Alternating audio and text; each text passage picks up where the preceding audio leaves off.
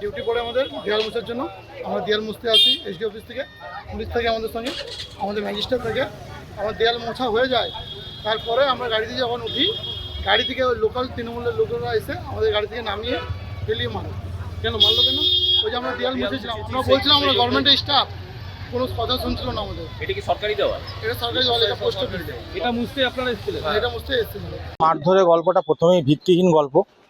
প্রথমত বিজেপির অভিজিৎ দে তার কিছু বহিরাগত ছেলেপুলেকে নিয়ে এসে এমসিসির নাম করে নিজেরাই হাতে ব্রাশ ফ্রাশ নিয়ে জয় শ্রীরাম স্লোগান দিয়ে দেয়াল মুছছে।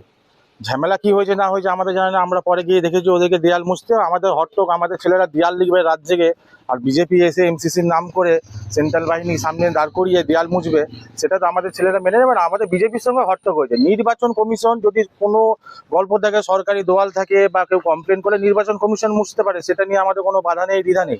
কিন্তু নির্বাচন কমিশনের সঙ্গে আমাদের কোনো ঝামেলাঝাটি কিচ্ছু নেই।